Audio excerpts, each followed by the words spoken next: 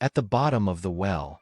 I don't know if it's the fear overshadowing the spirit or what, but the feeling of the wind here is colder, more chilling, and more ominous than ever.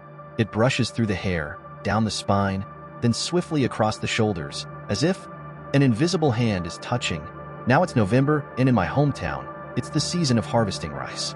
From old to young, everyone is busy with their tasks, adults doing big chores, children doing small ones. From dawn till dusk until the western sky darkens, the sun hides behind the mountains. Everyone is hurrying to finish work to have time to tidy up their houses, buy new clothes for the Lunar New Year, but most importantly, to have time to go watch the theater. Every year, about 2 to 3 weeks before Tet, Lunar New Year, there are many theater troupes coming to our district, performing in our village. They perform various plays such as The Great Swordsman, Long and Deep, Lovers on the Battlefield, The Cold Night in the Abandoned Pagoda, at the giant banyan tree near Mr. Tam's house. And then the harvesting season is over. Every evening after dinner, the children in our neighborhood gather to ask their parents to let them go to the levee to catch fireflies. But actually, we sneak out to watch the theater. Bringing the theater back here makes this place livelier than ever. The sound of drums, horns, the singing of the actors and actresses, the vendors selling rice cakes, sticky rice cakes, the old lady Bay's beverage stall. Those sounds we can only hear in the morning, so now it feels quite interesting.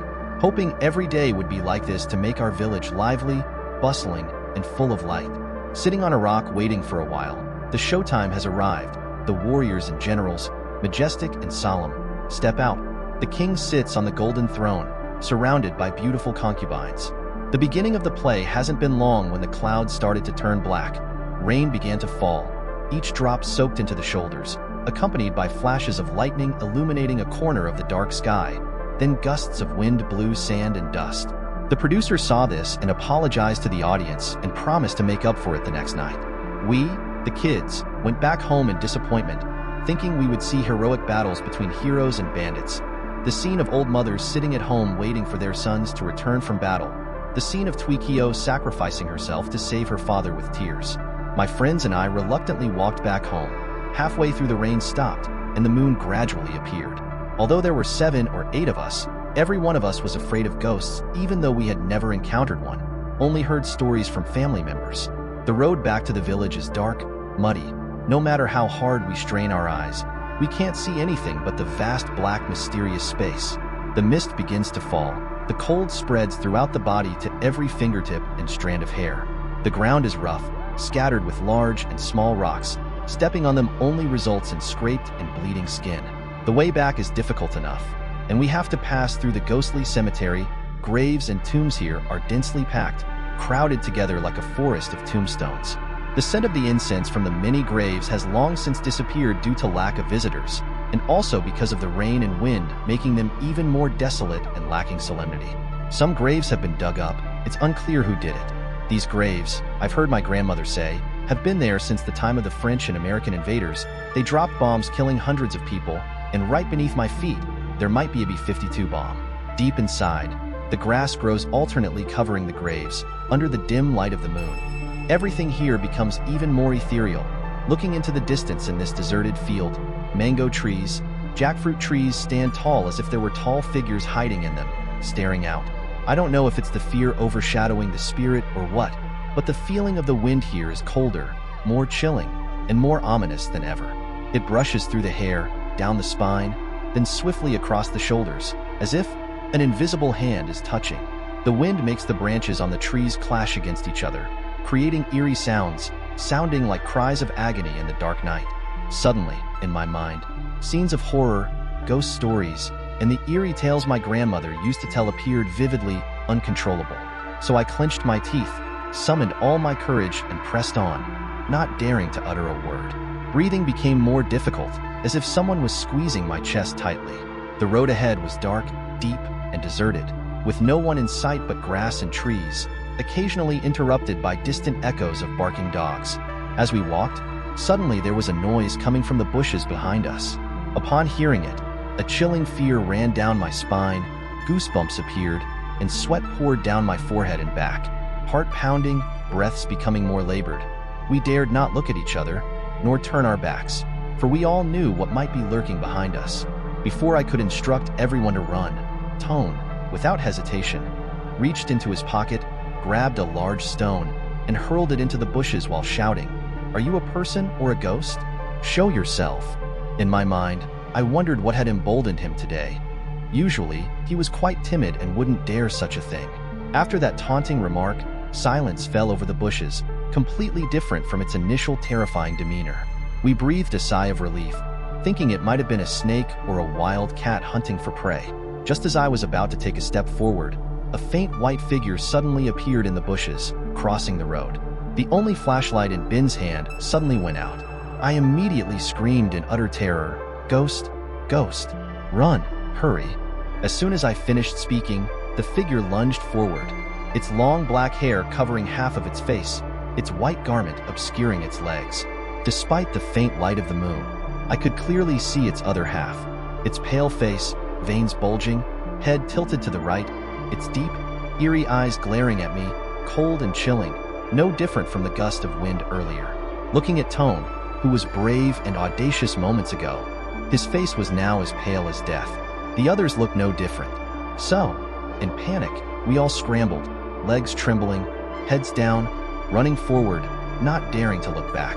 Breathing became increasingly difficult, sweat pouring down our bodies as the cold wind in this desolate place seemed to envelop our souls, driving us mad with fear. One of us, crying and running, screamed, "Mom, help me, I'm going to die." Mud from the road splattered on our faces and bodies. Rocks and thorns cut into our flesh, blood oozing with every step, carried away by the gusts of wind. After a while, we finally spotted a faint light ahead of the road, and we all ran towards it. As we ran, the light grew closer, dispelling the fear that had gripped us. Suddenly, a woman's voice called out loudly, "Nam, my name. Where are you? You sneaked out to watch the play, didn't you?" In the midst of our fear and confusion, I was suddenly awakened, knowing that the light ahead was my mother. Running to her, I hugged her tightly, crying, and she, understanding what I had encountered, didn't scold me but led me and my friends back to the village. Each of us went our separate ways, each crying inconsolably. The next morning, waking up, I threw the blanket aside and took a deep breath. Remembering the horrifying scene from last night, I couldn't help but shudder. Before I could even step out of bed, there was a voice coming from the kitchen. "Nam, come down quickly and have some porridge, dear." My mother. Upon hearing it, I quickly replied, "Yes." As I walked down to the kitchen and took a few bites, Fook, one of the group from last night, rushed in, urgently bringing me news. "Do you know what happened?" "What happened at this hour? I just woke up, and you're already here." "Do you remember what happened last night?" "Yeah, I remember. The ghosts we encountered last night were fake. It was a trick by the village kids." Hearing this, I angrily threw the spoon down. Damn it, those kids are asking for trouble. What did I do to deserve such cruelty? All right, I'll get revenge for our group. Night fell again, and the theater troupe resumed their performance from yesterday. This time, we had to skip dinner and sneak out of our houses in the evening to go to the cemetery. Everything was prepared. Tone stole his sister's wig, then brought along a white shirt, and I borrowed some makeup from my sister. We hid in the cemetery from dusk until the end of the show, everyone returning home afterward. As fate would have it, the two preys finally arrived. Quickly, I put on the wig, applied the makeup to whiten my face, and hastily wore the shirt. All set. These kids didn't carry flashlights or sticks. I had to admit they were brave. Remembering last night when they mocked and laughed while I was terrified, I was filled with rage. I climbed up a mango tree within the cemetery fence. The two boys hid on both sides of the road, imitating the sound of barking dogs, echoing through the night. They hesitated, looking around the graveyard and the trees on the other side of the road. Taking advantage of their distraction, I leaped down from the tree. Startled, they screamed and began running, but they couldn't run far, as I had grabbed hold of their shirts. They knelt down, begging for mercy. "We beg for forgiveness.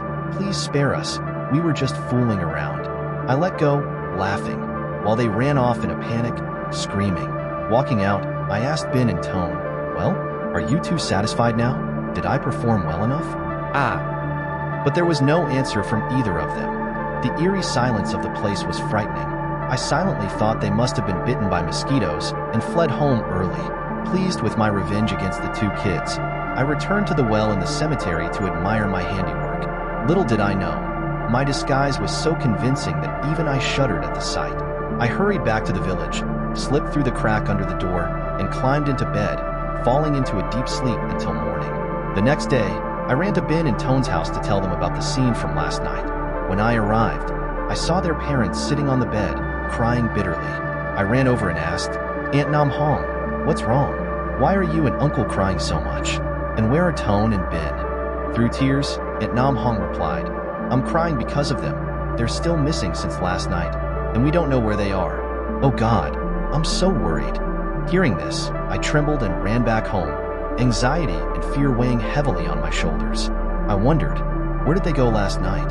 They were so scared. How could they dare to disappear like this? Sitting on my bed, I remembered the well in the cemetery. I immediately ran out to the backyard and asked Grandma.